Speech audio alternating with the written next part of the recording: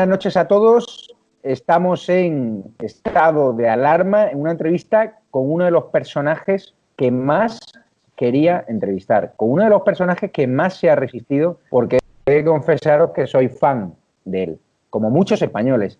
Su influencia tuitera, su influencia a nivel político, su lealtad institucional, su saber estar, ¿no? Su diplomacia a la hora de abandonar un partido político como Ciudadanos, le encumbró aún más. Y ahora lo tenemos en exclusiva, en estado de alarma. Ha querido estar aquí con todos vosotros el gran Juan Carlos Girauta. ¿Qué tal te encuentras, Juan Carlos? Muy bien, Javier, encantado de estar aquí. Nada, solo el pequeño matiz de que no he abandonado Ciudadanos, abandoné las responsabilidades orgánicas ahí. Bueno, pero me refiero que te fuiste bien del partido de la primera fila. Eso está bien matizado. Juan Carlos, te quiero preguntar, además delante de toda España, has tardado mucho en aceptar esta invitación. A ti el coronavirus te ha afectado mucho a nivel personal. Decidiste honradamente no volver a ir a ningún plato de televisión, a diferencia, por ejemplo, de mi persona, que sigo yendo muy poco, es cierto, pero seguimos yendo, ¿no? ¿Por qué tomaste esa decisión de desaparecer, de no dar entrevistas, de prácticamente tu columna de ABC, ¿no? Que es lo que hace, y yo emplazo a todos los lectores y todos los espectadores de Estado de Alarma que sigan a Juan Carlos Girauta en ABC, que hace columnas magistrales, y también en su Twitter, donde ya es un crack. ¿Por qué esa desaparición de la primera escena, de la escena pública, vamos? Bueno, vamos a ver, de la escena pública no, en la medida en que mi trabajo, lo que yo soy ahora es columnista de ABC, y eso naturalmente pues lo he seguido y lo seguiré haciendo mientras ABC me quiera ir, que espero que sea mucho tiempo. Lo que hice fue dejar de ir a televisión porque me parecía arriesgado, me parecía que estaba la cosa peligrosa en términos sanitarios. Y bueno, yo naturalmente, con todo el respeto a los que deciden pues seguir acudiendo con las medidas, es verdad que los medios de comunicación y su tarea es un trabajo esencial, lo pueden hacer manteniendo las medidas de distanciamiento, etcétera, pero preferí no arriesgarme, preferí no tomar ningún riesgo ante algo que me parecía, en fin, lamentablemente ahora confirmado, que se trataba de una pandemia muy peligrosa. Juan Carlos, ¿cómo estás viviendo el confinamiento? Estás en Toledo, ¿no? La tierra a la cual emigraste siendo, bajo mi punto de vista, un exiliado, un represaliado de la dictadura independentista. ¿Cómo llevas a estar viviendo entre las cuatro paredes? Yo estoy perfectamente en Toledo. Afortunadamente es una casa grande, tengo aquí una buena biblioteca y la verdad es que se puede pasar muchas horas leyendo, escribiendo, escuchando música, tocando algo de música, y a mí eso, pues, con eso no me falta casi nada, ¿no? Lo único que he hecho en falta son algunos paseos, ¿no? Lo único, me gustaría poder salir a pasear, pero bueno, naturalmente hay que quedarse en casa hasta que eso sea seguro. Yo creo que echas de menos esos paseos por Toledo, por esa preciosa ciudad, por ese Alcázar, haber paseado en libertad sin que te insulten, sin que te acosen. ¿Cómo fue ese cambio de vida? Una persona que lo ha dado todo por Cataluña, una persona que salió de Cataluña por las amenazas que tú incluso llegabas a denunciar, porque habéis sido en Ciudadanos probablemente el partido más señalado junto al Partido Popular y ahora Vox también. ¿Cómo fue esa adaptación a la vida en libertad? Bueno, fue una maravilla, ¿no? Llevaba ya casi 2 años con protección policial en Barcelona, bueno, en cualquier lugar de Cataluña, donde fuera, y además era una protección policial que tenía sentido, ¿no? Porque el ambiente estaba tremendamente crispado. El ministro del Interior de entonces, unos 15 días antes o 3 semanas antes del funesto referéndum aquel del 1 de octubre, el 17, pues nos avisó de que realmente, de que había peligro y que era mejor llevar, cuando digo nos, quiero decir a los que teníamos cargos políticos entonces en Ciudadanos. Yo era portavoz del grupo de Ciudadanos en el Congreso, y bueno, a mí me dejaban los policías en el AVE en la estación de Sants metido en el AVE, en mi asiento, ¿eh? y estaban esperándome cuando volvía de Madrid. Fue muy, muy desagradable vivir todo aquello, mucha tensión. Pues mi cara era naturalmente conocida y la gente estaba completamente, mucha gente estaba completamente desquiciada y era un ambiente, una atmósfera de hostilidad, de insultos, de amenazas. Por lo tanto, claro, cuando ya tomó la decisión finalmente y me vengo a vivir a Toledo, pues para mí fue doblemente intensa, ¿no? La sensación de libertad, la sensación de poder caminar, ir donde me diera la gana, meterme donde me diera la gana sin tener que estar vigilado, ¿no?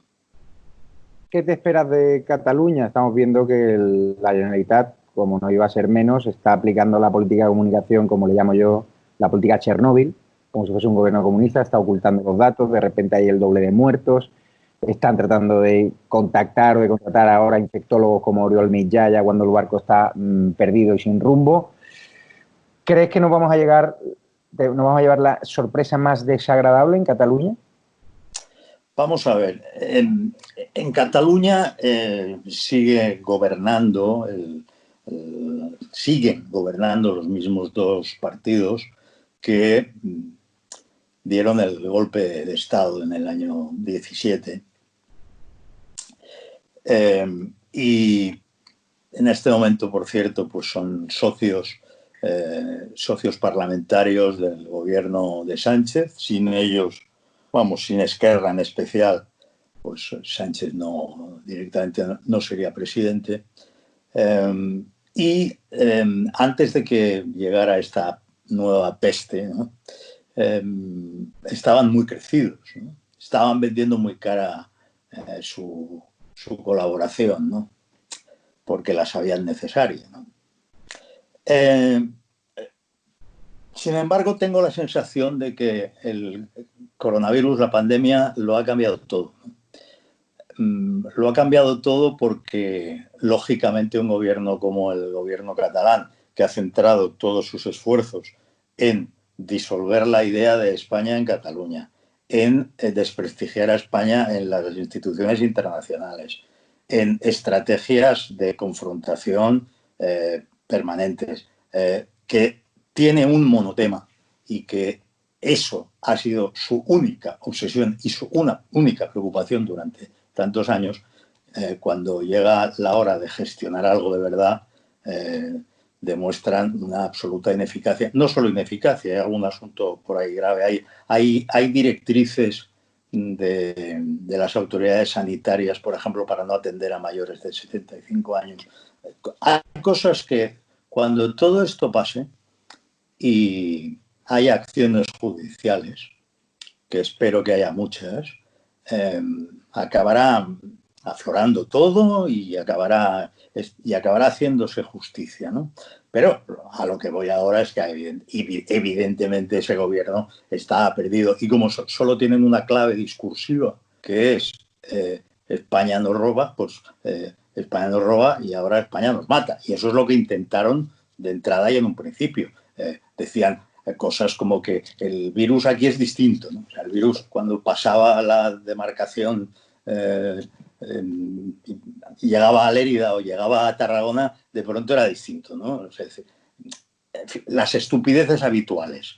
Les envían mascarillas y dicen, uy, el mensaje que nos ha querido enviar el gobierno con el 1.714.000 mascarillas en realidad es un insulto y se refiere a 1.714. O sea, resumiendo, que están como una chota porque las ideas fijas, obsesivas, mantenidas durante años, tienen estos efectos. Porque lo del ejército ya, tratar de bloquear un hospital militar por su estética, eso ya, como bien tú dices, de haber perdido la cabeza, de no ir a prisión, sino de ir a un psiquiátrico, ¿no? A un manicomio. No, pero es que vamos a ver, es que al retrasar el levantamiento de hospitales de emergencia, hay un coste, hay vidas, eso ha costado vidas. al negarse a que el ejército se ocupara de higienizar residencias de la tercera edad, cuando estaba previsto que lo hicieran, y llegaban allí y entonces decían, no, es que va a venir una empresa privada. Esa manera de rechazar al ejército para que no se creen vínculos afectivos o de agradecimiento por parte de la población catalana con los militares, eso, además de una canallada y una locura, tiene un coste en vidas humanas. Por eso digo que cuando vaya pasando el tiempo y vayan pronunciándose los tribunales, veremos muchas cosas, ¿no? De hecho, usted es abogado. ¿Tiene pensado ejercitar algún tipo de acción legal contra el gobierno central o contra la Generalitat? Bueno, no me llames de usted, no me hables de usted, tutéame por favor, Javier, pero no lo descarto. Nosotros te apoyaremos desde Estado de Alarma porque creemos que eres una persona honesta y que lo haces por convicción y por defender a las víctimas. Estamos viendo cómo ahora el gobierno está tratando de darle la vuelta a la tortilla y vemos como en medios de la izquierda radical, como el Plural.com, medios fuertemente subvencionados por el PSOE, ahora estaba leyendo que a familiares de las residencias de ancianos, que en teoría esa gestión pertenece al vicepresidente del gobierno, Pablo Iglesias, se van a querellar contra Isabel Díaz Ayuso, del PP, de la presidenta de la Comunidad de Madrid. Es un chiste. El gobierno del bulo ahora desviando la atención hacia el gobierno del PP. O sea, se van a querellar contra la sí. Líder política que mejor ha gestionado este asunto, junto con el gobierno andaluz, que también lo ha gestionado muy bien, por cierto. Es un chiste triste, ¿no? Pero es importante subrayar que aquí hay muchos sectores cuyos derechos han sido lesionados, algunos lo han pagado con la vida y otros con sus libertades muchos. Pero vamos a ver, todos los policías que han estado por las calles sin el equipamiento mínimo,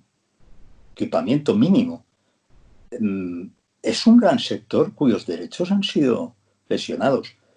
Todo el personal sanitario de España, que ha tenido que arriesgar su salud, y fíjate el índice de sanitarios infectados que ha habido en España. Compáralo con otros países, ¿no? No hay comparación posible.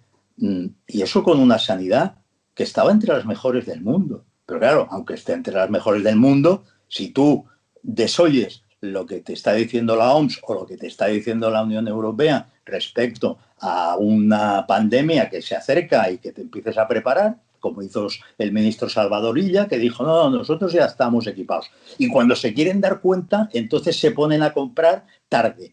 Y ponen a comprar no aquellos que están habituados a compraventas en el sector sanitario en el ámbito internacional o con Asia, o más concretamente con la China, que tiene sus intríngulis. No, ponen a novatos, usan intermediarios cuya identidad se han negado a hacer pública, y en unos casos llegan respiradores de ambulancia cuando tenían que llegar respiradores de UCI, en otros casos llegan tests que no son útiles, que no sirven para nada. Tarde, mal y nunca. Son, Juan Carlos, gobierno. Empresas offshore, empresas condenadas por estafa, empresas sin experiencia previa. Oye, por no hablar, para acabar de citar derechos lesionados, los fieles, tanto la Constitución como el propio decreto de estado de alarma garantizan la libertad de culto. En el decreto de estado de alarma, mientras se mantuviera el metro de distancia y unas ciertas garantías, se pueden celebrar ceremonias religiosas. Pues de hecho, la policía ha entrado a interrumpir ceremonias religiosas constantemente. A mí me consta en el caso catalán porque me lo han contado desde allí, pero hace poco en la Catedral de Granada. Sí, pero han facilitado los desplazamientos para los musulmanes por el Ramadán, por ejemplo. Bueno, supongo que hay religiones y religiones para este gobierno, ¿no? Volviendo al tema catalán, ¿crees que si hay muchos muertos encima de la mesa, más de los que están contando en Cataluña, el pueblo catalán reaccionará y dejará de votar a estos indeseables, o tú das por perdida ya a Cataluña, que ni aun teniendo 30.000 o 40.000 muertos, imagínese en esa hipotética situación, el independentista jamás se va a reconvertir ya al constitucionalismo? Pues no lo sé, yo es que no quiero pensar en esos escenarios porque en lo que yo quiero pensar es en que ahora todo el mundo se ha puesto las pilas y en que todo esto se pueda minimizar, aunque realmente estamos en mitad de una tragedia descomunal, ¿no? Dicho esto, y yendo a la respuesta que tú me pides, más de tipo político, no tengo en este momento, en otro momento te habría dicho, no hay nada que hacer porque hay una Cataluña que ha seguido votando lo mismo después de ver un golpe de Estado. Te diría eso. Por lo tanto, no hay nada que hacer. Ahora creo que sucede algo que no es estrictamente catalán, ni siquiera es estrictamente español, creo que es algo global. Creo que las preocupaciones de la gente han cambiado y van a cambiar mucho más. El FMI está diciendo que España va a caer un 8% su PIB en 2020. Algunos gabinetes de estudio prácticamente doblan esa previsión escalofriante. Eso supone un retroceso tan brutal que creo que muchas de las cosas que han constituido asuntos de discusión política hasta ahora dejarán de constituirlos. Pienso que mucha hojarasca, mucha palabrería superficial sobre supuestos problemas que no lo eran, que eran artificiales, desaparecerán dado el baño de tristísima realidad que hemos sufrido todos. De hecho, el independentismo ha destinado más fondos públicos a la ideología, a su causa política única, a la autodeterminación de Cataluña, en vez de haber dotado a los hospitales de más medios, haber pagado mejor a los profesionales sanitarios. Es decir, a Cataluña le ha pillado esto en bragas porque tienen unos locos en el gobierno que anteponen la independencia a la salud de sus ciudadanos. Bueno, pero además eso desde hace mucho tiempo. O sea, que los grandes recortes en sanidad en Cataluña los hizo Artur Mas o los empezó Artur Mas. Si tú a eso le sumas, efectivamente, no solo a nivel presupuestario, que ya habla por sí solo, ¿no? Lo que primas y lo que postergas. No, son las energías enteras del país, ¿no? Porque cuando toda una Generalitat se dispone con todos sus medios de comunicación, que son muy potentes, y con todo su aparataje de subvenciones, y con todo su poder institucional, se dispone a machacar un solo asunto y convence a la gente de que ese asunto es el que lo explica todo y el que lo solucionaría todo si se arreglara. Sucede que toda la energía que se dedica a eso, claro, es estéril. O sea, aquello no da ningún fruto. Imagínate toda esa energía aplicada a cosas constructivas, ¿no? Imagínatela aplicada al emprendimiento, a la innovación, a la marca Cataluña, si quieres, a lo que quieras. No, toda esa energía se mete en un pipeline y acaba convirtiéndose en puro victimismo, en la queja permanente y odiosa, porque no hay nada más odioso que alguien que esté todo el tiempo, todos los días, todos los meses y durante años quejándose del prójimo y echándole la culpa a los demás de todo, que es básicamente a lo que se ha dedicado el nacionalismo catalán gobernante. En Madrid tuvimos el 8M, que fue una bomba biológica, disparó los casos, y en Cataluña, curiosamente, los pueblos más afectados, ¿no? O al principio, uno de los grandes focos fue el desplazamiento a ese mitin político de Puigdemont, ya sabiendo que había riesgo de contagio elevado, ¿no? Sí, además, especialmente peligroso fue porque iba mucha gente mayor. Las fotografías que se vieron entonces de aquellos autocares, pues había mucha gente mayor que, como sabes, son la mayoría de los afectados, los mayores. Creo que en torno al 87% de las víctimas mortales del coronavirus son mayores de 70 años. Pero lógicamente eso no se podía saber ahí, igual que no lo podía saber la gente que fue al 8M y no lo podía, la gente digo, no el gobierno, la gente de a pie, como no lo podía saber, el que se iba a la reunión de Vox o el que se fuera a los partidos de fútbol, que también se celebraban, o al teatro, ¿no? O al cine. Aquí, quien tenía la obligación de poseer la información científica rigurosa y cumplir a rajatabla con la prevención de vida, era el gobierno. O sea, es que eran ellos. Y la tenían. Y tenían la información, además. Pues desde luego, vamos a ver si la tenían, porque ¿sabes qué pasa? Que una de las cosas, y yo creo que ahora entramos en lo más terrible de todo, después de la tragedia, ¿no?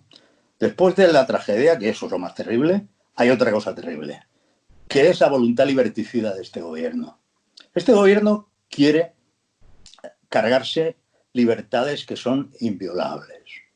Ahora ya no me refiero al debate que a los juristas pues nos puede parecer interesante, ¿no? De si con el estado de alarma, además de afectarse las libertades deambulatorias y tal, y lógicamente el derecho de reunión, porque no te puedes ir allí, en realidad se ha ido más lejos o no, esto es como un arresto domiciliario de todos, debería ser un estado de excepción, pero el estado de excepción no está previsto para esto. Todo esto es muy interesante, pero hay algo que desborda todo esto, que es la voluntad de controlar la información que llega a la gente. El derecho a la información y la libertad de expresión. Sin prensa libre no hay democracia. Y este gobierno, lo que piensa su vicepresidente segundo de la prensa, ya lo ha dicho él abiertamente, así que no hace falta que teoricemos. No cree que tenga que existir prensa privada directamente, ya lo sabemos. Pero el PSOE está jugueteando, insinuando a través de Tezanos y el CIS, normalizando la idea de que la información solo le puede llegar a la gente de una fuente pública, de una fuente oficial. ¿Solo el Estado puede difundir información? ¿Eso es lo que nos están diciendo? Si se creen que en el año 2020 los ciudadanos libres, la libertad la tenemos, no nos la da nadie, la libertad te la tomas tú, no te la da nadie. Si se creen que los muchísimos millones de ciudadanos que somos libres, porque lo somos, vamos a aceptar la censura del gobierno y de su pandilla de verificadores, van listos. Y en eso hay que ponerse muy serio. Juan Carlos, si te puedo echar un poquito más para la izquierda, para que... ¿Sí? Sí, pero no tanto, un poquito más a la derecha. Ahí, perfecto, ahí ya vas encuadrado.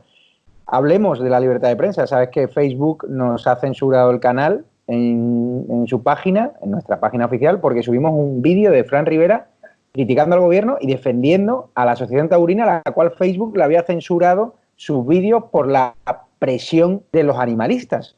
O sea, ¿cómo te queda que el gobierno quiera meternos en la cárcel, que el gobierno quiera cerrar este canal, que el gobierno nos esté geolocalizando, que nuestros teléfonos estén siendo pinchados, que Twitter también nos esté machacando, esté permitiendo que haya twitters falsos contra mi persona, atentando contra mi honor y denunciándome que yo les he suplantado la identidad? O sea, ¿en qué mundo estamos? ¿Está todo confabulado por presiones del gobierno o cómo lo ves tú? Bueno, a mí es que me parece de traca, me parece de aurora boreal que una empresa global como Facebook, que se ha dedicado a vender información privada de sus usuarios, que ha tenido que dar explicaciones ante comisiones parlamentarias en Estados Unidos, que esté detrás del tratamiento indebido de tantísima información privada, pretenda dar lecciones a nadie sobre lo que puede o no puede decirse, sobre lo que puede o no puede publicarse, ¿no? Me parece de risa. Y bueno, yo soy un usuario de WhatsApp, que es propiedad de Facebook, y aquí sucede una cosa, es decir, vamos a ver cómo evoluciona esto, vamos a ver si realmente esta gente se echa atrás, se desmarca claramente de la voluntad censora del gobierno o no, porque hay otras opciones, ¿no? Es decir, Facebook no puede dar lecciones de nada, ¿no? Facebook no puede dar lecciones de nada, ni puede dedicarse a censurar nada. Otra cosa es esta historia, es que claro, aquí llega a la vez el CIS de Tezanos, en el que se normaliza la censura y la existencia de una sola fuente de información, que es el Estado. La cosa completamente dictatorial queda normalizada por el CIS, que es un instituto que depende de presidencia, es público también. Paralelamente tenemos a las empresitas de verificación que se arrogan la potestad de establecer qué es verdadero y qué es falso. Ahora tú mezclas estas dos cosas, Javier. Piensa que no puede acceder el ciudadano a informaciones que no vengan de una fuente oficial, por lo tanto no puede acceder a informaciones independientes, y después tiene agencias que verifican si lo que dice es verdad o es mentira. Al poner una sola fuente oficial, todo aquello que esa fuente oficial no te explica pasa a ser, entre comillas, y en su categoría, mentira, porque no viene de ninguna fuente. Si tú no tienes más fuente que la fuente oficial, cualquier cosa que digas, porque llega de cualquier, yo qué sé, llega de una estimación respecto a cosas que los españoles tienen derecho a saber. Los españoles tienen derecho a saber cuántos son los fallecidos por coronavirus de verdad, no los que dicen las listas, los de verdad.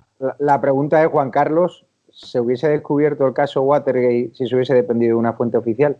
Es que claro, mira, es que esto de que en España haya una sola fuente oficial, eso de la censura, son cosas propias de la dictadura.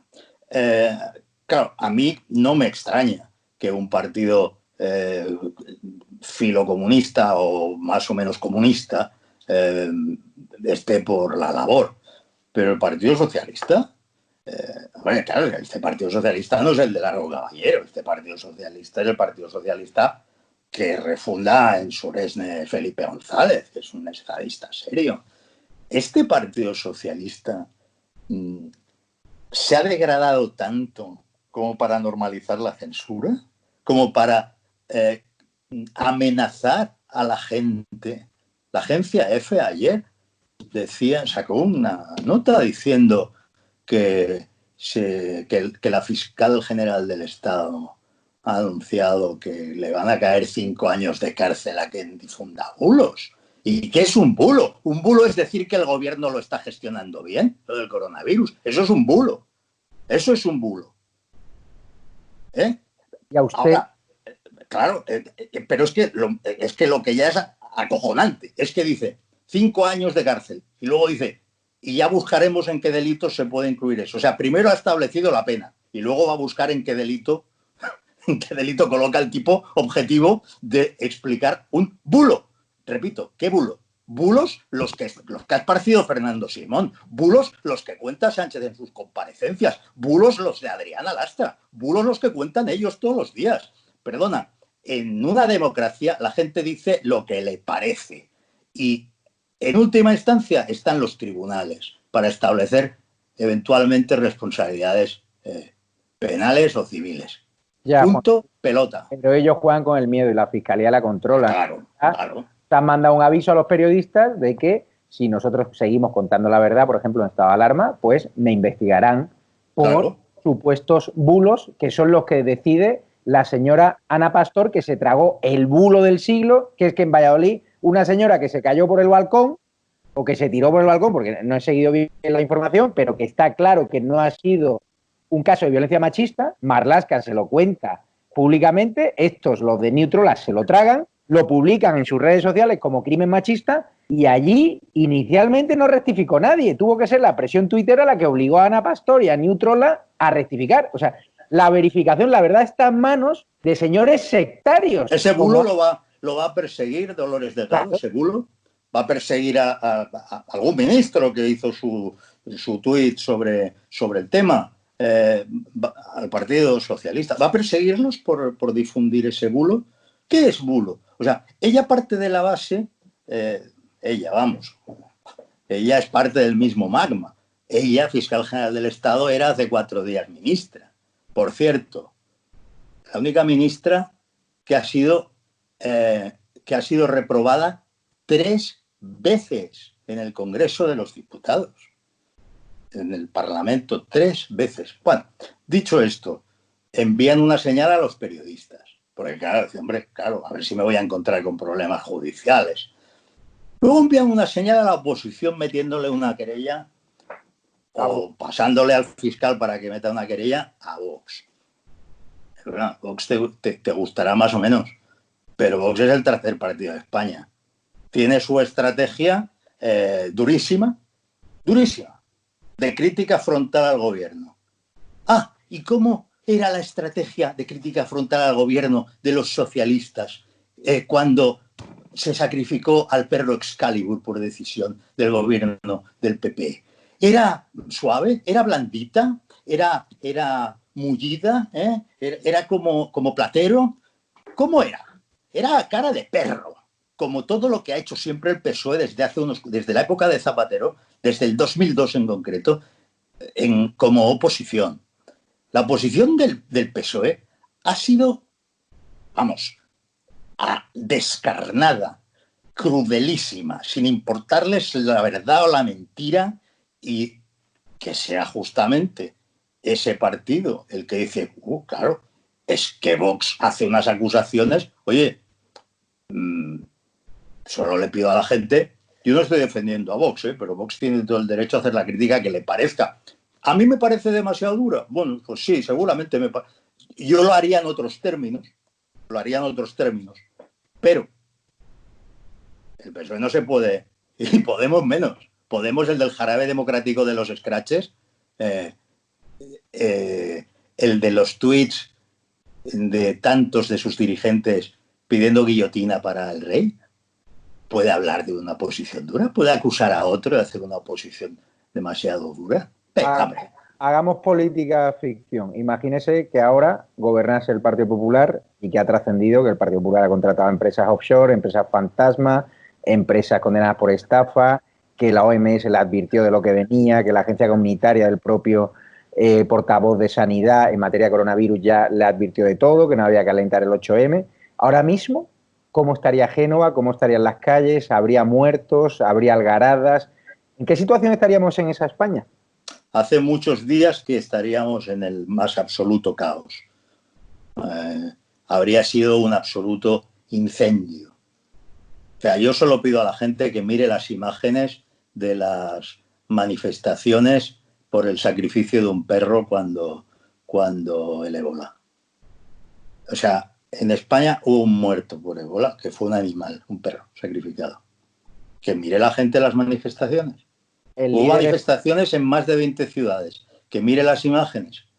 La gente gritando, llorando, gritando asesinos, asesinos al gobierno.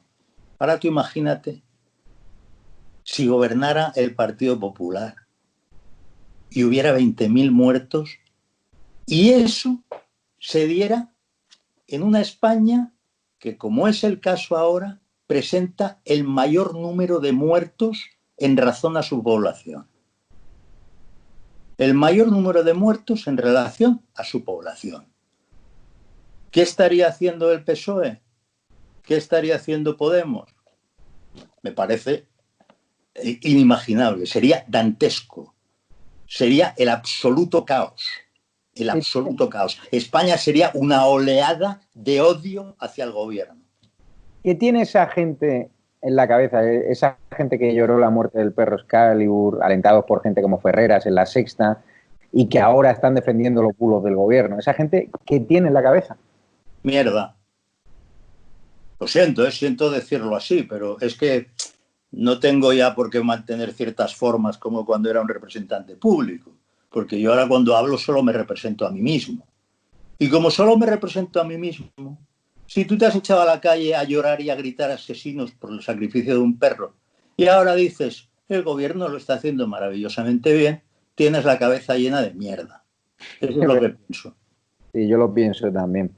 ¿Y qué opina usted de uno de los líderes espirituales que más propaganda ha hecho, el señor Ferreras, y que más impulsó esos lloriqueos por el perro Excalibur, que solo hay que ver las imágenes de la hemeroteca de Al Rojo Vivo, de Ferreras, pidiendo la dimisión de Rajoy y pidiendo más árnica contra el gobierno por la muerte de un perro, por ébola, y ahora le ves y es todo suave, el gobierno, no nos dan imágenes de muertos, todo ok, llevando a periodistas relativizadores, a periodistas que dijeron que el coronavirus era como una gripe estacional, periodistas constitucionalistas que tú conoces y yo conozco, que se están entregando a Ferreras por un mísero sueldo y por un minuto de televisión, tanto Televisión Española con Fortes como con él, y que están blanqueando a los verificadores, no sé si siguiendo sus consignas, pero está claro que para chuparle el culo. ¿Qué valoración hace usted de este personaje tan siniestro para la democracia española, el de los calzoncillos del 11M?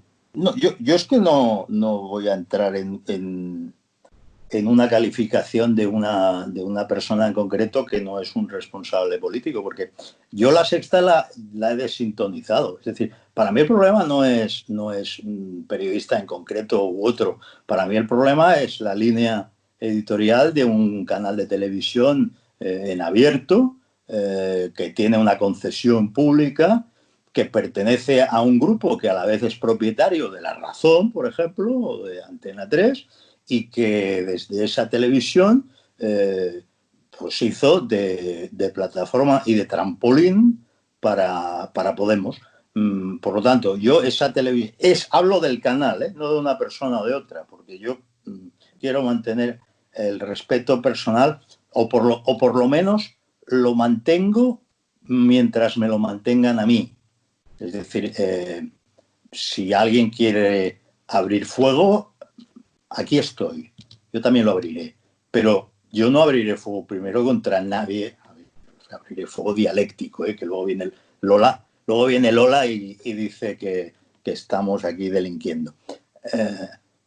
No, yo lo digo con toda claridad.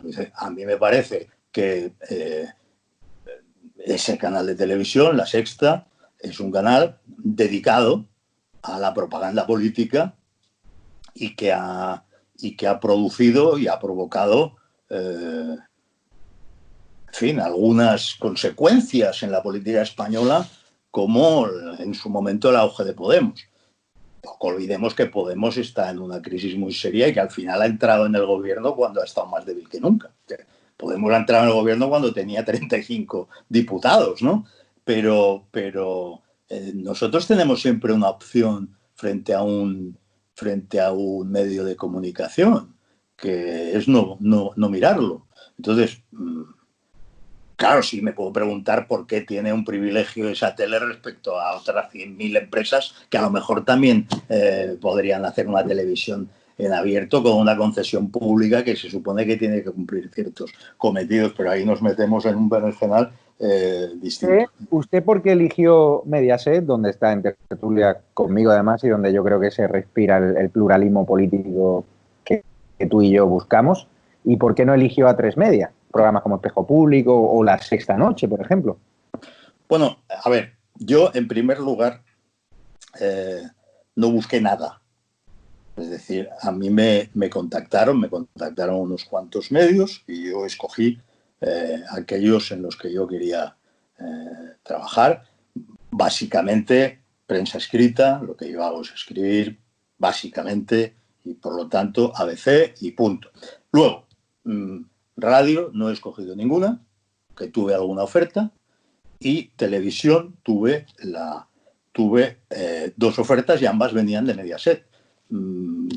Por lo tanto, ¿habría yo aceptado una colaboración en La Sexta? No. ¿Me habría hecho La Sexta una oferta? No, tampoco. O sea que es difícil imaginar un escenario en que no se da ninguna de las dos condiciones, ¿no? Ni me lo ofrecerían ellos ni lo aceptaría yo. ¿Y sus relaciones con el grupo son buenas o...? ¿Qué grupo? Con A3 Media. No tengo ninguna relación con A3 Media. Y preguntarle... Hombre, yo te conozco personalmente a Paco Maruenda, que dirige un diario de A3 Media, y he conocido he conocido a directivos de A3 Media, pero no tengo ninguna relación con A3 Media de tipo profesional, ¿no? ¿Por qué, Juan Carlos, hemos tenido que montar un YouTube por amor al arte aquí entre 4 pelagatos que somos constitucionalistas, que defendemos la verdad que tú nos das esta entrevista porque querías estar en estado de alarma, ¿por qué no hay ningún empresario español que financie una televisión como puede ser una Fox News en Estados Unidos? Una televisión que deje, o sea, que cuente la verdad, que represente a la mitad de España o más y que defienda el pluralismo político. Yo creo que Mediaset se está haciendo, pero yo creo que hay un nicho de mercado para programas como Estado de Alarma necesarios en la parrilla televisiva. Bueno, pues porque por lo general el gran empresariado español, empresariado no, porque las grandes empresas españolas, que son propiedad de mucha gente, pero que tienen sus equipos directivos, en general son bastante cobardes, digo en general, no siempre, y tienen una visión bastante cortoplacista y bastante miope de la realidad. Si no fuera así, no sería España un país donde el régimen laboral es el que es, porque habría habido suficientes presiones sobre los distintos gobiernos a lo largo de los años para que la gran dualidad en el mercado de trabajo se hubiera ido disolviendo. Si no fuera así, no estaríamos tan atrasados en investigación y desarrollo. Es decir, el gobierno no es una... El gobierno que tenemos no es un platillo volante en un planeta ajeno.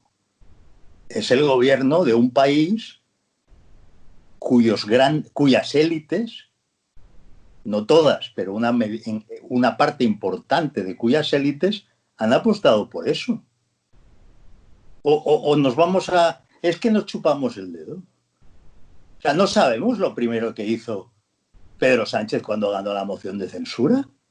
Cortarle la cabeza a toda la cúpula del país. El país tiene propietarios, ¿eh? El país es de Prisa y Prisa tiene propietarios. O sea, aquí no se chupa el dedo nadie, ¿eh? Bueno, algunos se lo chupan, sí, pero desde luego nosotros no nos chupamos el dedo. Entonces, por supuesto que hay una élite que tiene cero en común con Podemos, cero. Pero que es la que ha provocado que Podemos esté gobernando, porque es cobardona. Y eso no es toda la élite española, ¿eh? No es toda la élite empresarial, ni es toda la élite intelectual, ni universitaria. Pero es mucha, es mucha. De hecho, supongo que le dolerá cuando algunos les acusan injustamente, ¿no?, a Ciudadanos, a la anterior cúpula, ¿no?, de haber dejado en manos de Podemos el gobierno. Me gustaría que explicase las presiones que recibieron y cómo fueron esos tejemanejes que al final derivaron en la moción de censura y en que Ciudadanos no apoyese ese gobierno, ¿no?, de Pedro Sánchez, que yo creo que hicisteis lo que prometisteis en campaña y yo aplaudí la decisión de Ciudadanos. Y más viendo cómo se ha derivado Pedro Sánchez este presidente fake, ¿no? Bueno, yo creo que todo lo que ha ocurrido hasta ahora y que lo que está ocurriendo demuestra el absoluto acierto de aquella ejecutiva encabezada por Albert Rivera. Demuestra que eso era una banda, que Sánchez no es digno de confianza, que de él no se puede esperar más que traición. Y eso es lo que pensábamos y actuamos en consecuencia. Me parece que, en fin, todo el que viera los debates electorales, las últimas elecciones, se acordará de lo que decía Pedro Sánchez, que iba a poner un control para que los contenidos de TV3 no fueran pues ataques contra España, que iba a controlar los contenidos de la escuela catalana por los programas por los currícula que incluían cosas contra España, que iba a hacer, en fin, de todo, ¿no? Todo aquello era bla, bla, bla. O sea, Sánchez puede decir una cosa y su contraria mañana y luego lo mismo que al principio y luego otra vez lo contrario, dependiendo de qué necesite para estar él en el poder. Nosotros nos habíamos dado cuenta antes de que Sánchez no merece ninguna confianza. Y nos habíamos dado cuenta durante no sé si fueron 10 meses, que duró su gobierno salido de la moción de censura. Es decir, la forma en que, primero, da una moción y la gana con el voto hasta de los filoetarras, a los que necesitaba, se pone a controlar medios de comunicación. Mete a 500 amigos al frente de todo lo que se mueve. Con absoluto descaro coloca en el CIS a un dirigente del Partido Socialista. En correos a un amigo, en hotel, en paradores a otro amigo. Y acto seguido empieza a hablar de montar una mesa paralela a los parlamentos donde se va a negociar con los separatistas desde el indulto hasta la puesta en vigor de nuevo de cláusulas que habían sido declaradas inconstitucionales del Estatuto de Cataluña por el Tribunal Constitucional. Es decir, todos aquellos movimientos a nosotros nos convencieron de que estábamos ante un hombre sin valores, sin palabra y que no era de fiar. Y actuamos en consecuencia.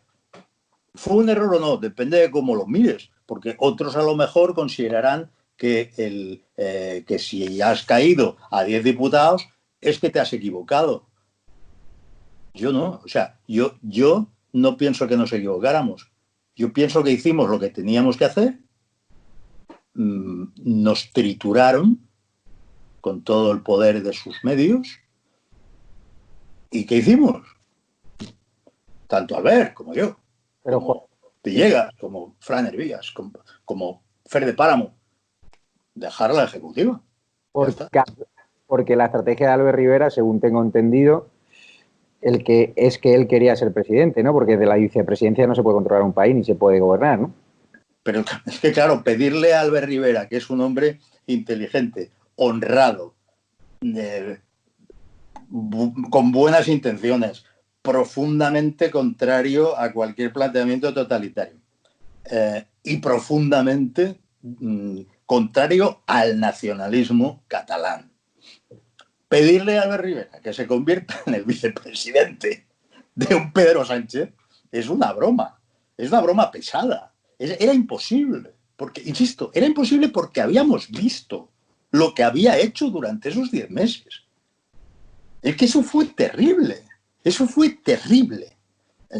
Pero terrible no en términos de distancia política, no, en términos de echarse en brazos de aquellos que te han dado el golpe de Estado. Nosotros no pensábamos eso de Sánchez desde el primer día. Nosotros con Sánchez hicimos un pacto de gobierno que se llamó Pacto del Abrazo hace unos años. ¿Por qué? Pues porque Sánchez decía lo mismo que pensábamos nosotros sobre los nacionalistas, sobre Podemos, les acusaba de haber traído las maneras de Venezuela a España y todas esas cosas. Fue luego cuando descubrimos que Sánchez no era ni eso, ni lo otro, ni lo de más allá. Sánchez es un traje vacío. Se pone donde haga falta.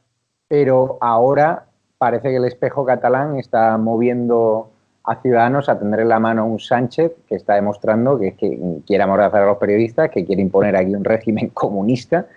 ¿No te duele esa nueva deriva de Ciudadanos de tender ¿Sabes qué pasa, Javier? Que sería del todo inadecuado que yo, que he tenido un puesto importante en la ejecutiva de Ciudadanos y que he sido su portavoz en el Congreso, después quisiera interferir cuando esas responsabilidades les corresponden a otros. Entonces, yo no opino de lo que haga Ciudadanos ahora. Si tú me preguntas a mí qué cree Juan Carlos Girauta, que solo se representa a sí mismo, qué hay que hacer cuando le propone el gobierno Sánchez un pacto, pues lo que yo pienso es que, primero, no hay que creérselo. Segundo, que lo que quiere Sánchez es un pacto de silencio. Lo que quiere Sánchez es que la oposición no haga de oposición. Pero se han interrumpido el funcionamiento de la Cámara, que dice textualmente el artículo 116 de la Constitución, que prevé los estados de excepción, dice específicamente que no se interrumpe el funcionamiento de la Cámara, pero es que lo dice no solo del estado de alarma, ni siquiera en el de sitio. En el estado de alarma, en el de excepción y en el estado de sitio, no se interrumpe el funcionamiento del Parlamento. Pues estos lo han parado. Lo han tenido un mes parado. Durante un mes, la oposición no ha podido fiscalizar al gobierno. Este es un gobierno que no quiere oposición, que no quiere medios de comunicación independientes, que quiere tener una especie de agencia de noticias a la soviética y que luego tiene un centro de investigaciones sociológicas que cuando pregunta sobre cómo lo está haciendo Sánchez, nos quiere hacer creer que el resultado es unanimidad, porque hay tan pocos que están en contra que son los que se han equivocado de casilla. Eso es una especie de unanimidad. ¿Sabes lo de Ceausescu cuando sí, celebró su último congreso del Partido Comunista de Rumanía, que se pasaron, 3.500 tíos se pasaron 2 horas aplaudiendo? Y pues esa unanimidad se supone que es la de España respecto a la gestión de Sánchez de la pandemia. Pero esto es una broma, hombre. No quieren oposición, no quieren medios de comunicación, no quieren críticas. ¿Con eso se va a pactar algo? Bueno, digo yo, no critico a quien piense que ahí hay algo que hacer o que tiene sentido estratégico hacerlo. Y yo personalmente digo, yo no me reuniría con él, pero vamos, pero para nada. Pero ni para ir a recoger un cheque, o sea, para nada. Yo creo que Ciudadanos deberían pisar, ahora no se puede, pero palpar el sentir general, escuchar la sección que tenemos los jueves de que la gente llama a calzón quitado, los ciudadanos, a nuestro compañero Antonio Solans, solo escuchar esos testimonios para entender que esa estrategia de convertir a Sánchez en un Adolfo Suárez, esa reconstrucción nacional, es darle una legitimidad a un presidente que no se la merece, que nos ha mentido, que es un traidor. Y si escuchasen esos testimonios, el espejo catalán, probablemente virarían de estrategia, Juan Carlos. Porque tú y yo sí estamos en la calle, tú y yo sí escuchamos. A nosotros nos escriben, no. Pero si alguien no puede interferir en las decisiones de Ciudadanos, somos los que nos hemos marchado. No debemos hacerlo. No debemos hacerlo porque seguro que tienen motivos para pensar, qué sé yo, pues que podemos hacer una presión para que para que desalojen a Podemos del gobierno. O tenemos que intentarlo para que la gente visualice que en realidad no quiere. Lo que sea. Es decir, yo no lo criticaré, pero sí que digo a título personal que con Sánchez ni a la vuelta de la esquina. ¿Volveréis ustedes, Girauta, Rivera, Lofer de Páramo, a la política, a lo mejor a través de una plataforma cívica, sin las ataduras de un partido? Bueno, yo lo que hagan los demás no lo sé. En su caso. Bueno, yo en mi caso creo que tiene más sentido que yo hable representándome a mí nada más, porque cuando hablo representándome a mí nada más, en primer lugar me siento mejor y en segundo lugar eso tiene una incidencia en la opinión, porque tengo el privilegio de publicar en un gran diario español. Y por lo tanto tiene una incidencia, ¿no? Y tiene una incidencia en la gente que lee diarios y que lee columnas, que no es cualquier cosa, ¿no? Es un segmento a su vez influyente. Por lo tanto, yo creo que eso a mí me da una herramienta que difícilmente podría tener si estuviera metido de nuevo en un proyecto compartido. Oye, no me arrepiento de esa etapa, ha sido una etapa fantástica, sobre todo porque cuando me metí en ello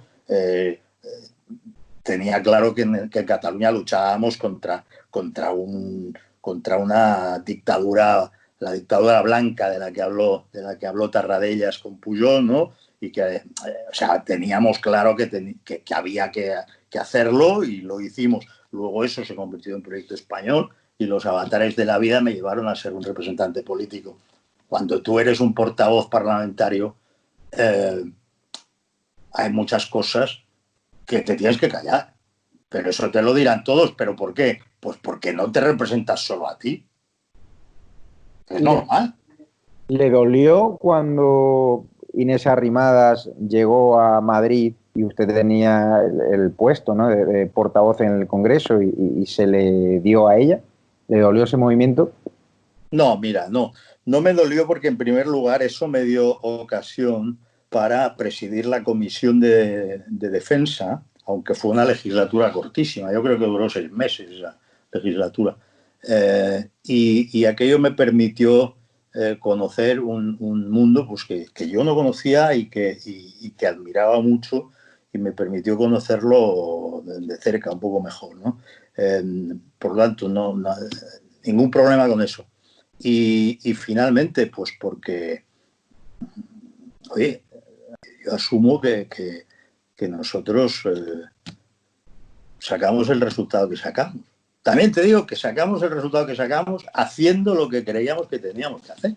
O sea, si existiera una máquina del tiempo, tú no me verías a mí ahora, antes de las últimas elecciones, diciendo tenemos que pactar con Sánchez. Me verías diciendo nunca pactaremos con Sánchez, aun sabiendo que eso nos llevaba a los 10 diputados, no por decir eso, sino porque hay un aparato invencible cuando se pone en marcha todo lo que un gobierno es capaz de poner en marcha con el BOE y sobre todo con la afición de ese gobierno a meter la mano en lo que hacen los inversores en publicidad, etcétera.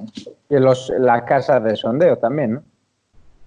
Casas de sondeos que autocumplen las profecías, ¿no? Es muy complicado cuando todos los medios de comunicación empiezan a decir este partido se hunde. La profecía se autocumple, porque es que fueron todos. O sea, es que yo puedo entender que hubiera medios de derecha, que toda la vida han sido de derecha y que apoyaban al PP, fantástico. Medios de izquierda, que toda la vida han sido de izquierda y que apoyaban al PSOE o a Podemos, fantástico. Pero es que había medios, muy poquitos, pero había medios y había periodistas, unos cuantos, que habían apoyado el proyecto de Ciudadanos y que todos pasaron a decir qué gran error, estos se hunden. Pero ¿y por qué se vendieron esos periodistas y esos medios? No sé. Yo no digo que se vendieran, a lo mejor cambiaron de opinión.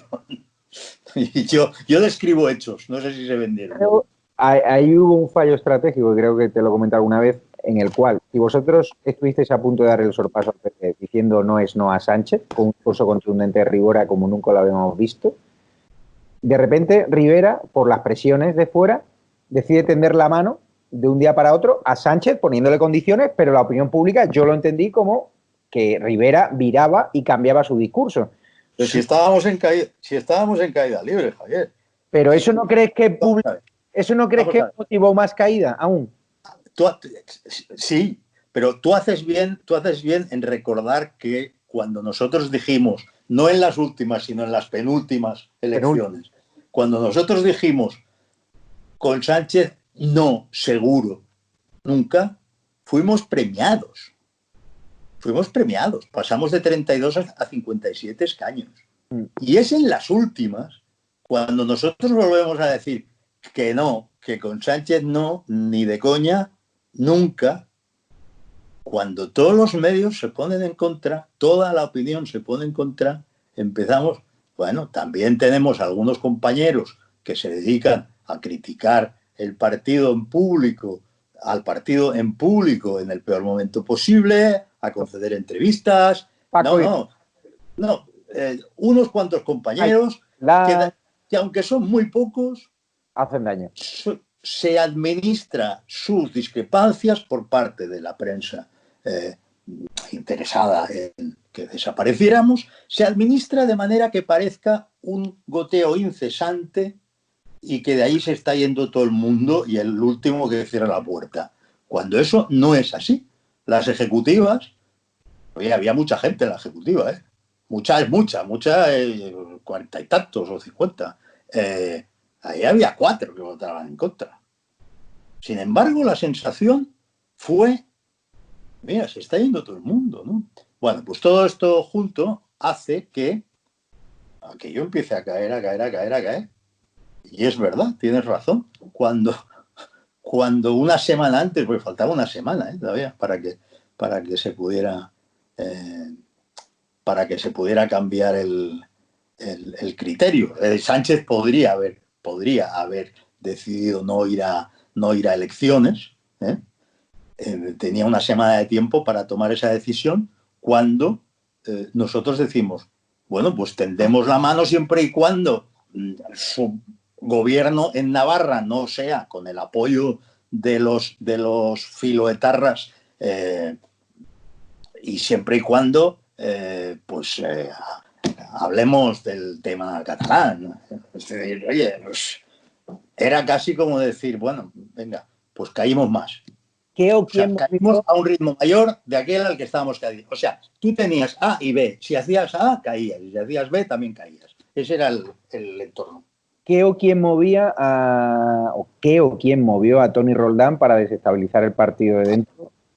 No, yo no creo que a Toni Roldán le moviera a nadie. Toni Roldán siempre ha actuado según sus convicciones y no voy a tener una mala palabra contra Toni Roldán porque aparte de que es un tipo estupendo en lo personal y un amigo mío, es un tío muy, muy, muy inteligente y muy preparado.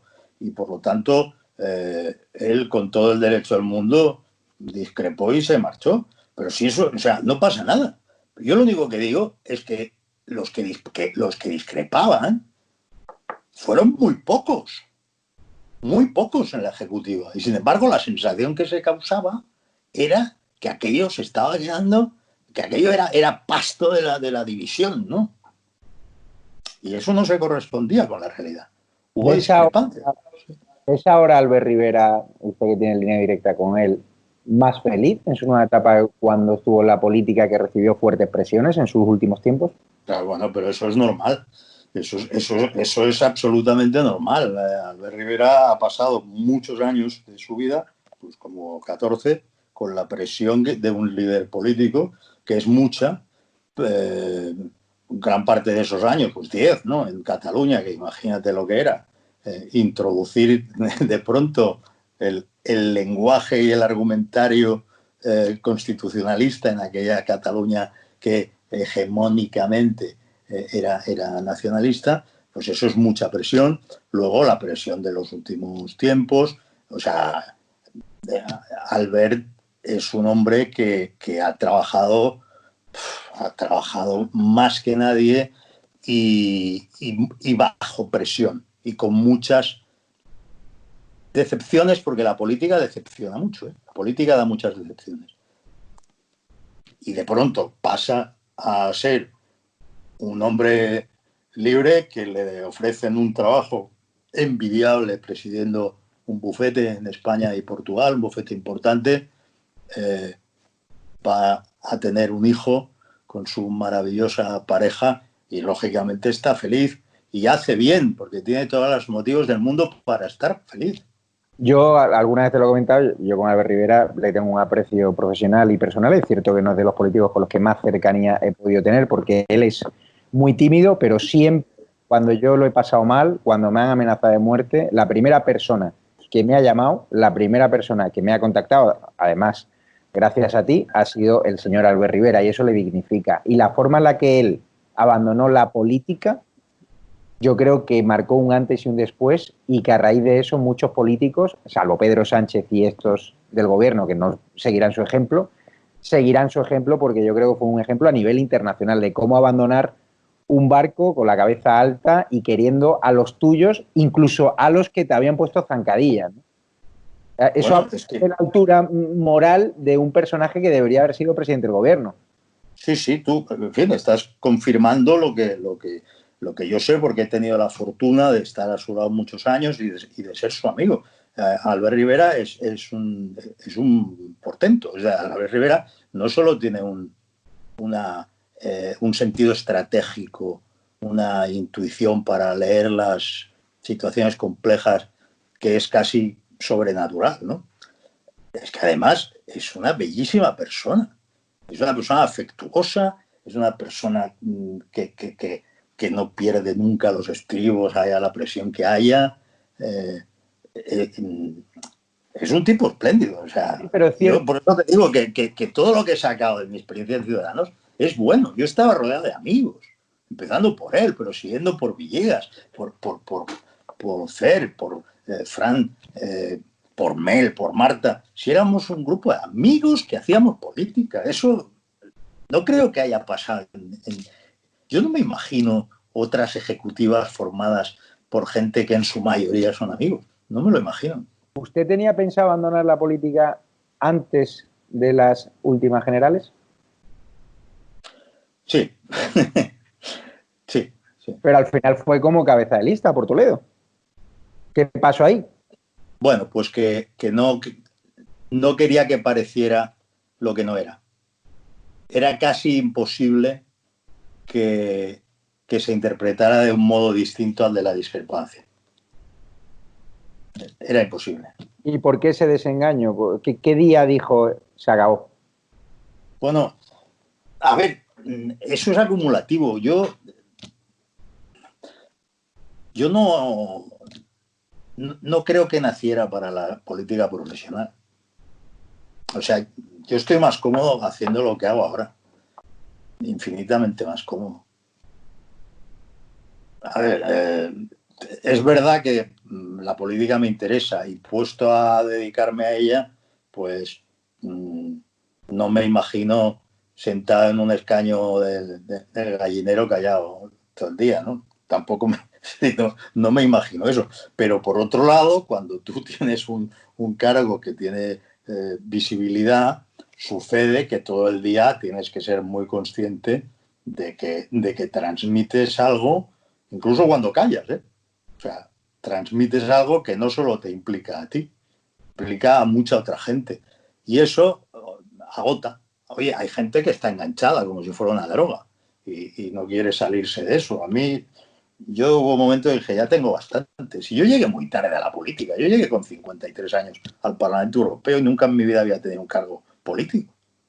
Jamás. Y preguntarte, Risto Mejide, ¿has visto que ha cambiado de estrategia? Ha pasado de Te felicito. el coronavirus a ir contra el gobierno. ¿No crees que está yendo con el viento a favor ahora que se ha dado cuenta que la opinión pública está cambiando? Bueno, es que eso sería un juicio de intenciones, Javier, porque yo lo que no puedo hacer honradamente es critico a alguien si no cambia de opinión, sí, y si cambia también le critico. O sea, ha mejorado su opinión del programa Todo es Mentira, donde publicaron insultos contra usted. Y a mí, por ejemplo, no me han pedido perdón todavía por haber difamado y haber dicho que me inventé una entrevista, algo que es completamente falso, como bien sabes. ¿Ha cambiado su opinión después del enfrentamiento que tuvo, de haber abandonado el programa? ¿Volvería a Todo es Mentira? No volvería a Todo es Mentira, pero yo no tengo una mala relación personal ni con Risto ni con algunos de los colaboradores de Risto. No se trata de eso. Eso fue lo que pasó allí fue, oye, pues una cosa que sucede. Yo creo que se equivocó Risto al pedirme que yo pidiera disculpas, al pedirme que yo me disculpara en público, y yo lo que pensaba es que quien se tenía que disculpar era los que habían vertido ciertas opiniones sobre mí, y como no lo iban a hacer porque eran oyentes, pues yo había manifestado mi opinión sobre ellos, ¿no?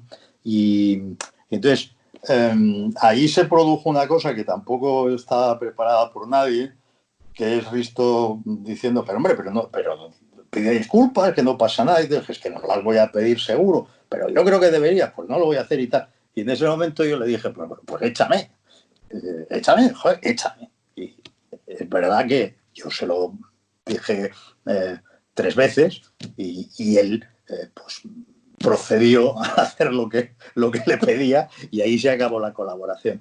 A mí eso no me hace concluir que el programa es mejor o peor de lo que yo ya sabía que era, no me hace concluir que Risto es mejor o peor de lo que yo ya sabía que era. Yo no tengo una mala relación con Risto, ni la tengo con 2 de sus colaboradores, la tengo buena, de hecho, y lo que creo es que es un programa, en mi opinión, creo que es un programa que tiene un truco, tiene un problema para que colabore alguien como yo, que es la necesidad de tener un analista o dos que opinan en serio sobre asuntos serios y la estructura de programa que hace que otras personas te interrumpan con bromas sobre los asuntos serios de los que hablas. Sí, entonces, creo que eso es una trampa que es estructural al programa. Mira, yo te voy a contar cosas que no he contado nunca ahora. Yo cuando estaba en el programa, al principio bien, te ceban, te ve mucha gente, tal, estás cómodo, pero poco a poco entró en una deriva en la cual te enfrentaban a Pilar Rahola, te llamaba de todo, y por el pinganillo te decían, no puedes entrar. O de repente ponía al realizador, que al final el realizador es el que controla todo, ponía al realizador y ponía una cara de una mofa de un colaborador mientras yo decía algo serio. Entonces, al final, la realización final en casa llevaba a pensar al espectador que éramos gilipollas. Entonces, una vez mi madre me dijo, hijo, tú no deberías ir a ese programa, ¿no? Cuando ya la pobre estaba con cáncer, ¿no?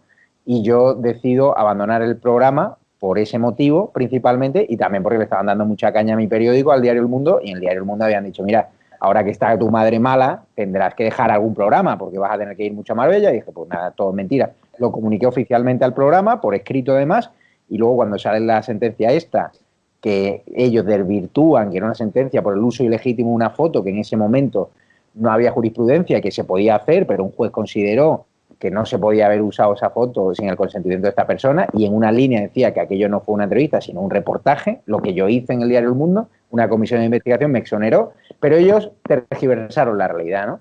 Y me encuentro con que me llama la directora y me dice, no, que tienes que venir al programa a dar tu versión, a contar todo, a contar lo de tu madre, a contar tus razones del abandono de todo mentira. Y yo le dije, mira, Virginia, yo no puedo contarlo. O sea, yo no puedo contarlo directamente porque son mis motivos personales, porque tengo una madre enferma, yo no estaba anímicamente bien, yo decidí refugiarme en ella y entonces yo confié en la buena voluntad de la dirección del programa y les dije, transmitir esta idea a Risto Mejide para que él sepa el contexto de la sentencia y tal igual. Pues nada, me encuentro con que hace creer el programa con esos trucos de que me han despedido por inventarme una entrevista, un programa que yo había abandonado, que había dejado un mes atrás, por la razón de mi madre y porque mi periódico ya estaba harto de que llevasen a David Jiménez a criticar al periódico, y es normal.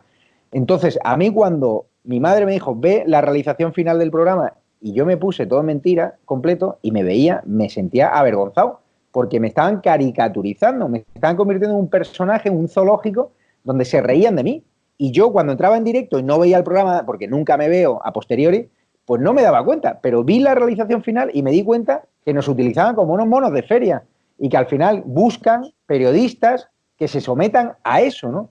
El bueno de Antonio Naranjo sigue aguantando ahí, hace un buen papel, pero le dan mucha caña. Y entonces yo un programa donde juegan con esos trucos, donde manipulan al espectador y donde hace los guiones la productora del productor independentista Tony Soler, el mejor pagado que tú bien conoces, que se mofa de nuestros policías nacionales, pues yo no voy a participar jamás.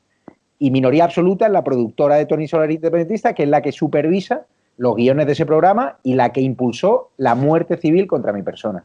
Yo debo subrayar que yo nunca supe, bueno, supe más tarde, ¿no?, que la productora de Tony Soler estaba ahí. Yo firmé con otra productora. La fábrica de la tele. La fábrica de la tele. Es la que da los soportes técnicos y la que da un poco los empleados y tal cual, la logística, que es una productora con la que yo no tengo ningún problema, con la que yo colaboro en alguna mesa seria en Sálvame, programas. Productora muy respetable. Pero cuando a ti te cuentan, a mí me cuentan desde dentro, que es que claro, el contenido editorial lo hace minoría absoluta. Yo ya entendí todo cuando se organizó la cacería contra mi persona y ese programa hizo creer que yo me había inventado una entrevista, hizo creer que yo iba a ser despedido y ya, mira, te cuento una anécdota. Llevaron a Jaime González, que lo vamos a tener también en el programa, el de ABC, y en ese programa tú sabes cómo funciona, te dan los temas un poquito antes. A mí cuando me han metido en encerrona en ese programa, contra el mundo, cuando iba a haber ataques contra el mundo, que yo no sabía qué responder, ¿por qué? Porque ni me habían avisado.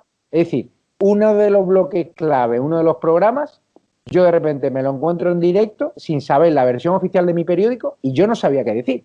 ¿Por qué en la escaleta no aparecía? Porque era una encerrona, porque era una trampa. ¿Por qué me cortan la conversación siempre con Pilar Rahola o con Marta Nebot, porque querían que yo quedase en ridículo, que ellos se metiesen conmigo y que yo no tenía argumentos. Te cuento lo de Jaime González, para ir acabando. Jaime le llevan al programa y le dicen, vamos a hablar del caso de la sentencia de Negre, pero no le contextualizan, no le dan la información de que yo me he ido del programa por lo de mi madre, por lo del periódico, la línea editorial y tal y cual. Y Jaime, claro, le preguntan, oye, Javier Negre, contextualizan todo, hacen toda la parafernalia, me persiguen en mitad de los pasillos de Mediaset, como hicieron con Eduardo Inda, alguna declaración, tal. Y yo, ninguna declaración. Javier Negre se ha inventado una entrevista, los rótulos, como si fuese un delincuente, un criminal. Y claro, Jaime ve toda esa parafernalia y Jaime, sin llamarme, decide pedir mi cabeza del periódico El Mundo. Yo, si fuese Javier, a pesar de que es mi amigo y viendo la información que estáis dando, se tiene que ir él o si no que le despidan. Bueno, al día siguiente todos los programas diciendo, todos los medios, Jaime González, un compañero, le hunde, tal y cual, el Nacional.cat, que está íntimamente ligado con este programa, todo lo que hace Risto, todo lo que hace Minoría Absoluta, el Nacional.cat, o sea, ellos te ponen, inician la muerte civil y luego el Nacional.cat intenta rematarte, sabes de lo que hablo, ¿no? Y entonces hablas del peor medio, de lo peor de lo peor. O sea, estás hablando del independentismo y por lo estás hablando de la cosa más lamentable del periodismo en España en siglos, ¿no? El comprado Pepe Antic para el independentismo. El Nacional, sí. Entonces, yo llamo a Jaime González y le pregunto, oye, Jaime, ¿tú sabes el contenido de la sentencia? No, es que a mí me han contado esto, tal y cual, que te habías inventado una entrevista en el programa, tal cual, he visto todo eso y claro, he dicho eso, tío. Digo, te voy a mandar la sentencia y me llamas a la vuelta. Le mando la sentencia y me llama Jaime tiritando, casi llorando. Y me dice, Javier, te tengo que pedir disculpas, la he cagado y en cuanto pueda voy a rectificar. Te quiero pedir disculpas, a mí me han montado toda esta historia, todo este montaje en el programa y lo siento. Desde el propio programa, empleados del programa me han llegado a pedir perdón off the record y me han dicho que no entienden por qué Risto actuó así. Me lo han dicho así directamente, que no entienden, sabiendo la información que yo les había trasladado por escrito, que mi madre estaba enferma y tal y cual, que no saben por qué él hizo creer o el programa hizo creer esa historia. Empleados avergonzados, colaboradores del programa avergonzados. Y yo lo único que le he pedido a Risto, y si está escuchando se lo vuelvo a pedir, es que le pida perdón a mi madre. Porque ella, mientras se daba sesiones de quimioterapia, ella tenía que aguantar cómo a su hijo en 3 programas distintos, y ya sabiendo el programa la verdad, le machacaban. Y eso le provoca a ella mucho más nerviosismo, porque a mí me daba igual, a mí lo pasé mal y tal igual, te afecta, pero sobre todo por mi madre, cuando estás en quimioterapia estás aguantando los mensajes de tus amigas o de allegados mofándose, ¿no? Diciendo, hay que ver tu hijo que se ha inventado una entrevista. Eso es lo único que le he pedido a Risto, si es buena persona, que le pida perdón a mi madre por el daño y que reconozca que no me ha despedido en ningún programa, que me fui yo. Es lo único que se le ha pedido. No descartes que lo haga. No entiendo, Juan Carlos, de verdad, tú que tienes buena relación personal, ¿por qué no lo hace? Si podríamos entendernos y todo, ahora que ha virado de estrategia, ¿por qué él se resiste? De hecho, él en el programa, el otro día, ya volvió a sacar mi tema y dijo, bueno, lo de Javier, no le concedieron una entrevista. Es decir, pasó el programa a decir, Javier Negre se ha inventado una entrevista, no fue una entrevista concedida oficialmente, ¿no? Y con lo fácil que decir, oye, nos equivocamos, había medios que se lo inventaron, íbamos con rapidez. Y yo le perdonaría. Le diría a Risto, oye, empezamos de cero la relación. Tú me conoces a mí. O sea, yo no creo que sea un mal tío, tal y cual. He perdonado a hijos de puta. Que no creo que sea Risto un hijo de puta. Creo que es una persona que tiene su familia, que hace un show televisivo, pero yo creo que debe pedir perdón, se lo pedí en Herrera, en COPE, y ahí sigue, Nacho. No entiendo esa estrategia del inmovilismo. Pero yo, en fin, yo te digo, no descartes que lo haga. A mí me pidió disculpas en su programa. Es verdad que a continuación dijo, ¿y ahora qué? Como diciendo, yo las he pedido, ¿no? Es igual. Y el hecho es que las pidió. O sea, yo creo que tiene la versatilidad para hacerlo. Risto es sobre todo un animal televisivo, más allá de las cuestiones personales, que yo creo que no están ahí. Hay un animal televisivo que reacciona de forma automática a las sensaciones que él tiene sobre lo que está pasando en el programa, con la audiencia, si el ritmo es bueno, si esto tiene gancho, si no, tal. Y detrás de todo eso hay una persona y yo no descartaría que lo hiciera. Yo creo que no lo hace porque él piensa que yo utilizaría ese corte para justificar que el programa Todo Mentira es una mentira. Y yo desde aquí le digo que si él me pide perdón honestamente y sobre todo a mi familia y cuenta la verdad que yo me fui del programa mucho antes de que él o su programa hiciese creer que a mí me despidieron por una sentencia que no es como ellos la contaron, yo le prometo desde aquí que yo no lo voy a utilizar para hacer sangre. Pero Javi, mira, los programas de televisión siempre hay un poco de trampa en algo, ¿no? Sí. Algunos, en fin, más que otros, ¿no? Pero el mero medio, el medio televisivo en sí mismo es complicado. Es complicado porque se suscitan muchos asuntos muy serios para hablar en una tertulia y resulta que a la vez tienes que hacer frases cortas, explicaciones cortas, porque si no si no el televidente se cansa. O sea, el medio te impone cosas que parecen contradictorias. Pero hay maneras y maneras de llevar eso. Yo creo que la estructura del programa que hablamos es una estructura que en sí tiene el problema que te he dicho. Necesitas llevar gente que realmente no se moleste en absoluto por el hecho de que le interrumpan constantemente con bromas, porque es un programa que tiene humoristas que están sentados en la mesa durante todo el programa. Por lo tanto, ese es su esquema y esa es la estructura del programa. Claro, pues tiene que ser gente que aguante mucho. Bueno, de acuerdo. Y luego hay programas muy fáciles. El programa de Ana Rosa para mí es un programa muy cómodo porque te deja hablar, te deja explicarte, no pasa nada. Ahora, ahí también te puedes encontrar, en el programa más cómodo del mundo te puedes encontrar, y nosotros nos encontramos eso a menudo, ¿no? Si un solo contertulio se pone a hablar encima de ti, se pone a hablar encima de ti, se pone a hacer ataques personales, tal, te revienta el programa. Te pasó con Palomera, ¿no? Con Esther, algo, ¿no? Sí, sí, sí. Claro, es que si tú te dedicas a atacar personalmente a alguien cuando se está opinando o sea, uno no está ahí, en nuestro caso, nosotros no vamos ahí para que se hable de nosotros o de los otros. Ahora ahí para hablar de los temas de actualidad, ¿para qué? Para dar ciertas claves interpretativas que se supone que interesan a la audiencia, al oyente, vamos, al televidente, y punto. Si empiezas a jugar sucio y empiezas a sacarle, pues anda que tú no sé qué, anda que tal, y sobre todo lo haces mientras el otro habla, eso es casi peor que lo otro. No, y sobre todo, Juan Carlos, cuando tienes tantos temas personales que esconder, ¿no? ¿Sabes?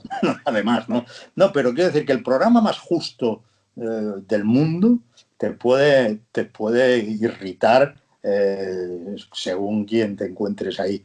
Por lo tanto, no hay modelo. Hombre, hay un modelo perfecto, lógicamente, que es la conversación. O sea, dos personas conversando, como estamos haciendo tú y yo ahora, eso es Es una un... maravilla, ¿no? Claro, es No un... vamos a ponernos a hablar uno encima del otro, no nos vamos a insultar, no vamos a aludir a tal, y luego nos centraremos en los temas que nos dé la gana a nosotros, ¿no? ¿Te volveremos a ver con Esther Palomera en un plató? No si puedo evitarlo. Hombre, si me la encuentro tampoco voy a salir corriendo, ¿no? Pero no, si puedo evitarlo, ¿no? ¿Y en Televisión Española tú la cerrarías? Sí, ¿Y a Fortes dónde le mandarías? a trabajar al sector privado, ¿no? A hacer lo que sepa hacer. Yo cerraría ya las televisiones públicas españolas. ¿Las autonómicas también? Sí, yo creo que esto ha sido una broma pesada. Ahora sabemos, por el estado de la tecnología también, que se puede hacer televisión muy interesante con unos costes razonables. Antes no se podía. Hacer televisión era una cosa carísima.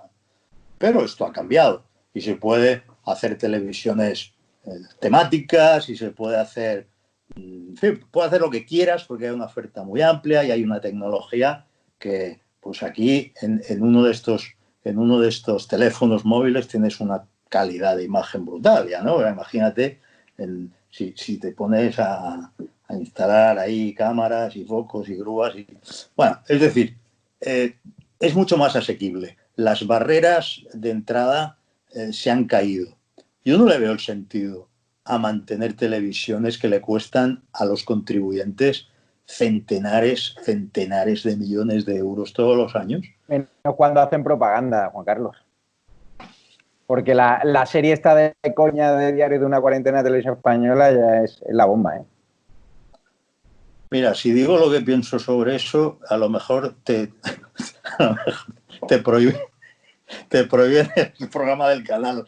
Me encantaría que... No, esto es Foro de Libertad de Expresión. Me gustaría que lo dijese, además. Y si no lo cierran por eso, me arriesgo a ello. Hay que ser un canalla para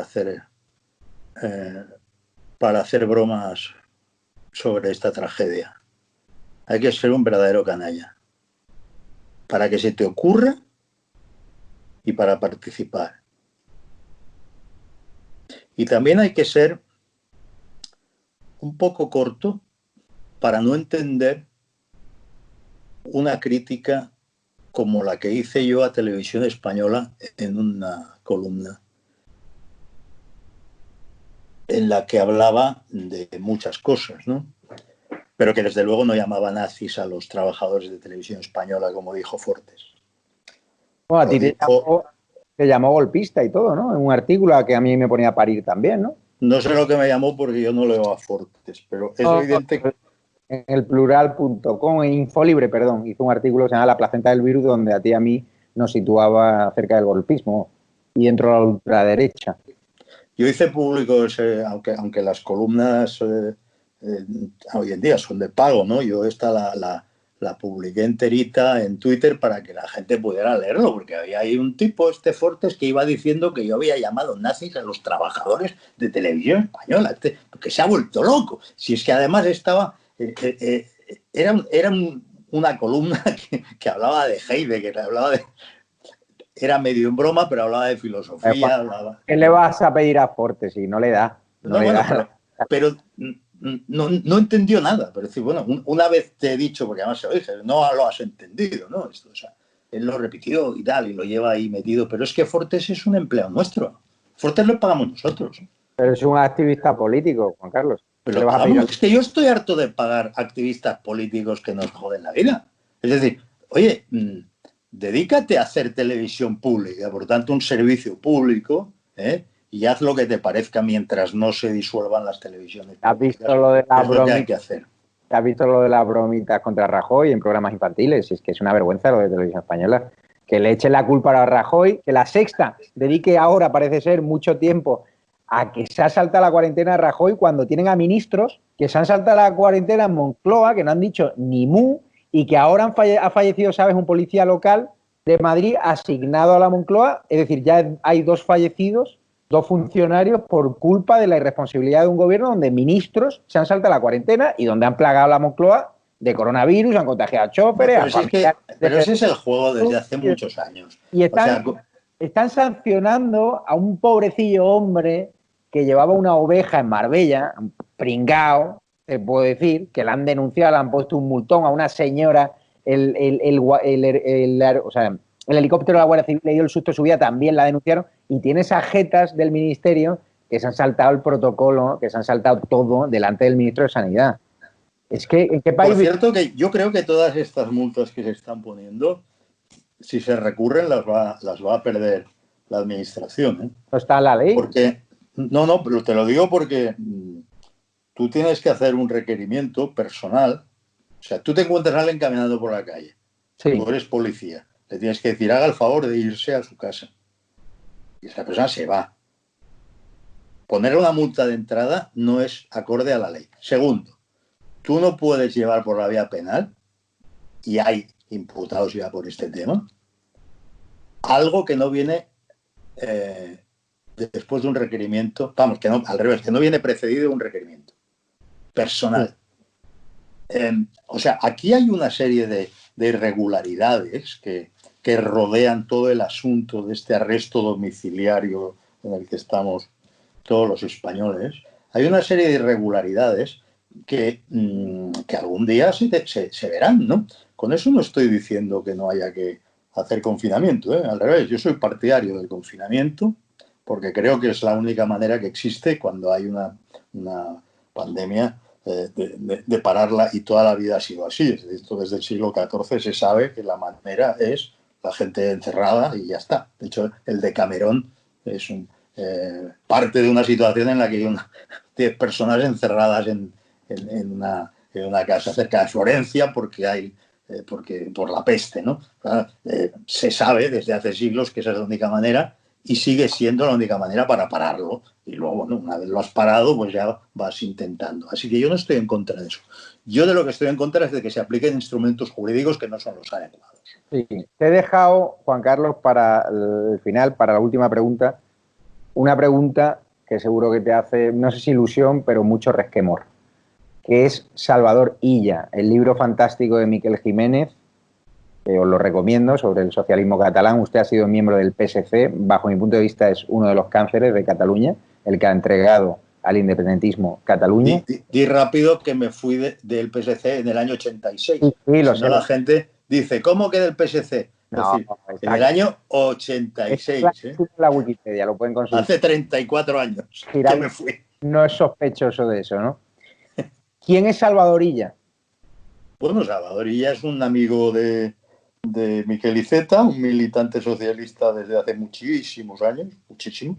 Ha sido alcalde de La Roca, de su pueblo, donde está la cárcel, en La Roca. Es una persona que carece absolutamente de cualquier formación para el tema de sanidad y se le nombró ministro de Sanidad precisamente porque ese es un ministerio que no tenía competencia de ningún tipo, no tenía competencias. O sea, era un ministerio perfecto para meter, es decir, hay que meter la cuota PSC, una persona de confianza de Iceta, pues mira, sanidad, perfecto, porque aquí no rascan bola, no hacen nada. Y luego no saben. Claro, y resulta que una vez ahí aparece la peste del siglo XXI, ¿no? También podía haber dimitido, ¿no? Podía haber dicho, yo no vine para esto y lo voy a hacer mal, ¿no? Bueno, has citado un libro que hay que leer, el libro de Miquel Jiménez. Es un libro notable, muy notable, sobre el PSC. Pues, a mí me da mucho coraje, y a ti también, Juan Carlos, y ya acabamos, cuando se considera amigable a un ser tan siniestro que se mueve en las sombras del poder, que presiona mucho al gobierno y que, bajo mi punto de vista, es un ser pernicioso para la democracia española, como Miquel Iceta, ¿no? Con eso del baile, ¿no? Cómo dulcifica su imagen, ¿no? No, Miquel Iceta es peligroso porque es un hombre muy inteligente, eso para empezar. Si no lo fuera, no sería tan peligroso. Vamos a ver, Miquel Iceta representa lo que ahora mismo ha asumido el PSOE como propio. Es decir, Miquel Iceta es tan listo que ha inculcado en el PSOE el estilo y las premisas políticas del PSC, que en el fondo se traducen por los nacionalistas tienen un derecho especial a gobernar Cataluña. Tenemos que blindar la inmersión lingüística y Cataluña es maltratada financieramente. Es decir, fíjate tú qué socialista es esto, ¿no? Es decir, Cataluña no debe contribuir en la medida que contribuye a la financiación de España y, sobre todo, los que han dado un golpe de Estado tendrían que salir de la cárcel porque es muy injusto que estén en la cárcel por hacer lo que hicieron. Y el día que haya una mayoría muy grande que quiera la independencia, no se le puede decir que no. O sea, a partir de esta construcción mental,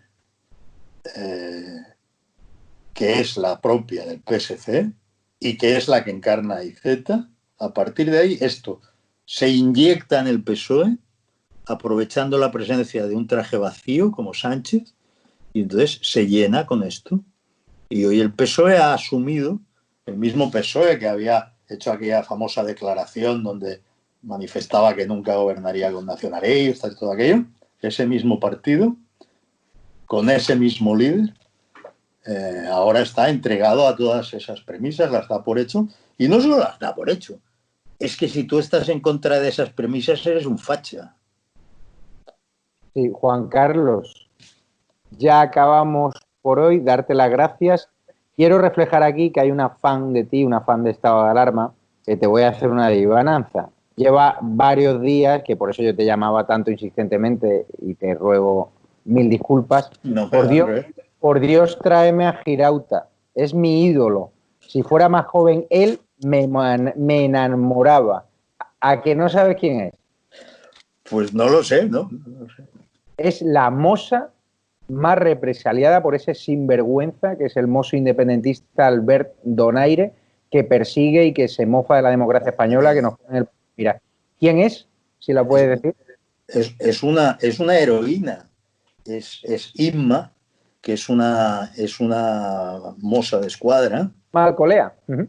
Sí, que se ha tenido que enfrentar ella sola en las circunstancias más adversas a injusticias sin cuento, como por ejemplo que el jefe de los Mossos de la ANC, de la Asamblea Nacional Catalana, el jefe de la sectorial Mossos de la ANC, publicará imágenes de sus hijos, ¿no? Por ejemplo, ha sufrido acoso de los separatistas. Vamos, es una valiente porque ha aguantado el tirón, ha resistido, les ha plantado cara y por lo tanto un beso a Inma. Y lo ha ganado todo en el juzgado, como llama ella, a la Genestapo.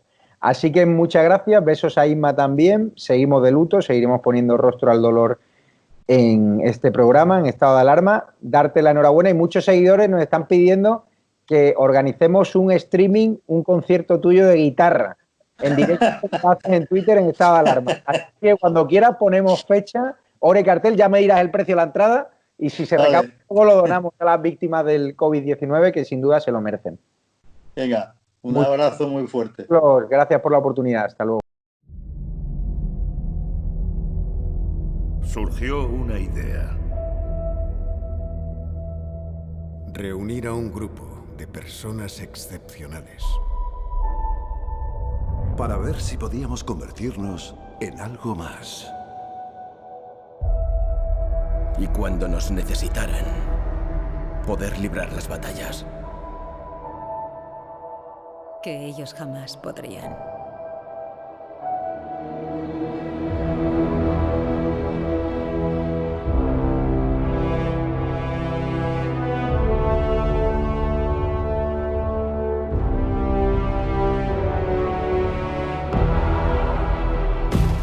Tiempo, sabréis lo que es perder. Sentir desesperadamente que tenéis razón.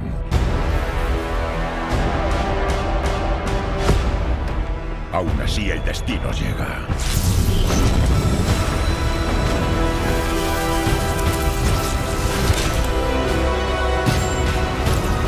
Evacuad la ciudad.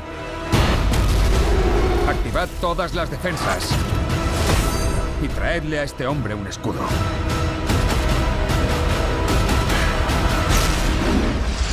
Esto sí que me hace sonreír.